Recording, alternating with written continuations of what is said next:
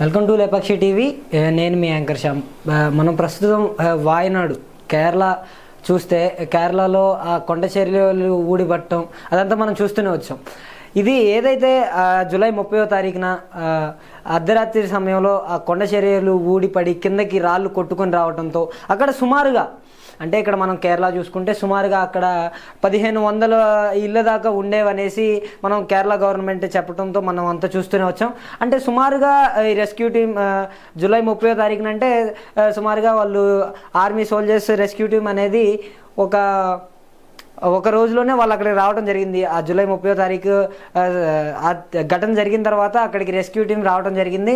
అంటే ఆ rescue team first కొంతమందే వచ్చారు, అంటే నార్మల్గా కొంతమందే వచ్చారు. వాళ్ళు సరిపోకపోవడంతో తర్వాత అటు మద్రాస్ నుంచి కావచ్చు లేదా ఇటు బెంగళూరు నుంచి కావచ్చు వివిధ రకాల దగ్గర నుంచి అన్ని ప్రభుత్వాల దగ్గర నుంచి వాళ్ళ బృందాలని పంపించడం జరిగింది. అంటే అక్కడ సుమారుగా ఇప్పుడు మనం అక్కడ కొండ చర్యలు ఊడిపడిన చర్యల ఘటన మనం చూస్తుంటే ఆ రాళ్ళు అనేవి కొట్టుకొని రావడంతో ఇళ్లల్లోకి అంటే ఇళ్లల్లోకి డైరెక్ట్గా ఆ రాళ్ళు అనేవి వచ్చేసి మనుషుల్ని తొక్కుకుంటూ వెళ్ళిపోవటం. అంటే ఒక వరద నీటి ప్రవాహంతో ఆ నీళ్లతో ఆ రాళ్ళు ఆ చెట్లు అనేవి కొట్టుకొని రావడంతో మనుషుల శరీరాల్లో కుచ్చుకొని పోయి అంటే మనుషులకి ఇప్పుడు అంటే ఇంటిలోకి సైతం ఆ చెట్లు అనేవి వెళ్ళటం వల్ల సుమారుగా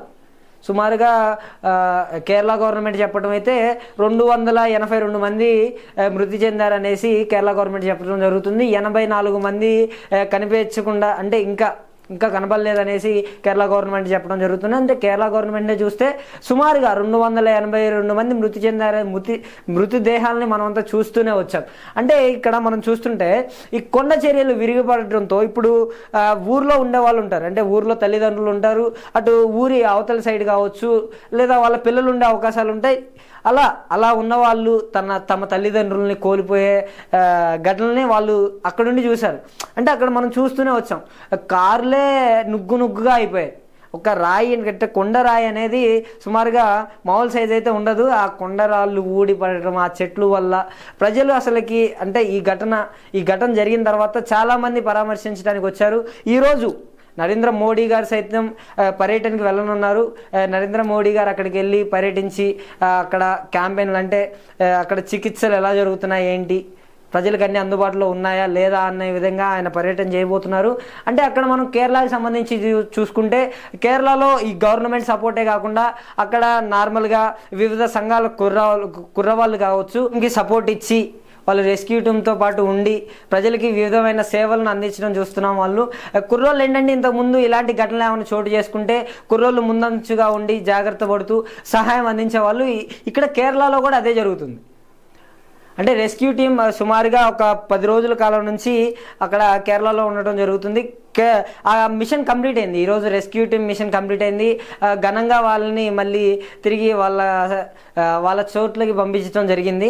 అంతేకాకుండా ఘటన జరిగిన 1-2 రోజుల కాలంలో రెస్క్యూ టీం బాగా కష్టపడి మృతదేహాలని కావచ్చు బ్రతికున్న వాళ్ళని కావచ్చు ఆ రెస్క్యూ టీం బాగా ఆపరేషన్ సక్సెస్ చేసి అంటే ఒక్క ప్రాణం కూడా పోకూడదు అన్న ఉద్దేశంతో రెస్క్యూ టీం వాళ్ళని రక్షించడం జరిగింది. అంతేకాకుండా ఇప్పుడు ఎవరైతే ఈ కేరళ వాయనాడు కావచ్చు ఇతర గ్రామాల్లో ఉన్న వాళ్ళు కావచ్చు సుమారుగా ఒక 70 నుంచి 80 మంది దాకా మృతదేహాలు ఎవరు గుర్తుపట్టకుండా లేకుండా అయిపోయాయి. ఎందుకనంటే కాళ్ళు చేతులు ఊడి రావటం, అంటే నీళ్ళల్లో నాని ఉంటాయి కదా, అలా కాళ్ళు చేతులు అంటే బాడీ పార్ట్స్ అనేవి అంటే ఎవరివి అని కనిపెట్టలేని విధంగా ఆ చెరువులలో తేలటం మనమంతా చూస్తూనే వస్తున్నాం దృశ్యాలన్నీ. వాయనాడుకి సంబంధించి ఈరోజు అయితే రెస్క్యూ టీం మిషన్ అయితే కంప్లీట్ అయిపోయింది. మరి ఈరోజు రెస్క్యూ టీం అక్కడ నుంచి వెళ్ళిపోబోతుంది. అంటే ఇంకా కొంతమంది కేరళ గవర్నమెంట్ ఏం చెప్తుందంటే సుమారుగా ఒక 100 మంది పైగానే ఇంకా వాళ్ళు కనిపించకుండా మిస్సింగ్ అనేసి కేరళ గవర్నమెంట్ చెప్పడం మనమంతా చూస్తూనే వస్తున్నాం. ఇటీవలే వాయనాడుకి సంబంధించి ఎక్కడ ఏదైతే ఆ సంఘటన జరిగిందో, దారుణమైన సంఘటన కొండ చర్యలు ఊడిపడడం జరిగిందో దానికి సంబంధించి సినీ తారులు భారీగా డొనేషన్లు చేయడం జరిగింది. అంతేకాకుండా సినీ తారులే కాకుండా ఇటు కేఏ పాల్ గారు కూడా ఆ ఘటన జరిగిన తర్వాత ఆయన వాయనాడుకి వెళ్ళి ఆయన చేసిన సహాయాన్ని మీడియాతో కూడా పంచుకోకుండా, ఆయన ఎవరికి చెప్పాలనుకోలేదు అన్నట్లుగా ఆయన మీడియాతో మాట్లాడుతున్నప్పుడు చెప్పాడు, నేను మీడియా వాళ్ళతో ఎవరితో మాట్లాడదలుచుకోలేదు, నేను చేసిన సహాయాన్ని ఎవరికి చెప్పాలనుకోవట్లేదు, కాకపోతే డబ్బులు ఉన్న వాళ్ళు ఎవరైనా సరే, ఇప్పుడు ఈ కేరళ ప్రాంతం చాలా ఆర్థిక పరిస్థితిలో చాలా దారుణంగా ఉంది. కేరళ ప్రాంతానికి మన ఆంధ్ర నుంచి కావచ్చు, తెలంగాణ నుంచి కావచ్చు, వివిధ రాష్ట్రాల నుంచి కావచ్చు సహాయం చేయాలనేసి ఆయన కోరటం జరిగింది. ఉదాహరణకి ఆయన రేవంత్ రెడ్డి గారి గురించి, జగన్మోహన్ రెడ్డి గారి గురించి, చంద్రబాబు నాయుడు గారి గురించి ఆయన మాట్లాడటం కూడా జరిగింది.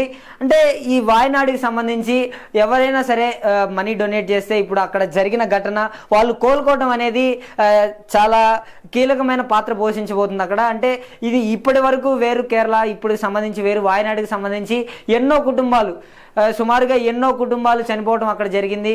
చాలామంది తమ తల్లిదండ్రుల్ని, తమ పిల్లల్ని చాలామంది కోల్పోవడం జరిగింది. ఎంత త్వరగా కోలుకోవాలి అనేసి కేఏ పాల్ గారు మాట్లాడటం జరిగింది. అంతేకాకుండా వాయనాడుకి సంబంధించి దగ్గరలో ఉన్న కొండ చర్యలు ఊడిపడటంతో ఆ చెరువులోనే సుమారుగా 80 పైగా మృతదేహాలు దొరికాయనేసి మనమంతా వార్తల్లో చూస్తూనే వచ్చాం.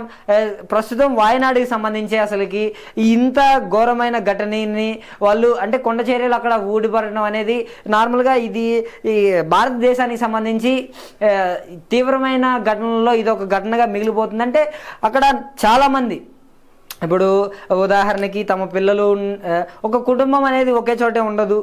వాళ్ళు ఇప్పుడు ఇక్కడ వాళ్ళ తల్లిదండ్రులు ఉంటే ఇటు వాళ్ళ అన్నదమ్ములు అలా ఉండే వాళ్ళు ఉంటారు. అలా సొంత కుటుంబకుల్ని కోల్పోయి చాలా బాధల్లో కేరళ ప్రజలైతే ఉన్నారు. కేరళ ప్రజలంతా కూడా ఆ బాధ నుంచి త్వరగా బయటికి రావాలని, త్వరగా కోలుకోవాలని మనస్ఫూర్తిగా కోరుకుంటూ, నేను మీ యాంకర్ శ్యామ్, లేపాక్షి టీవీ.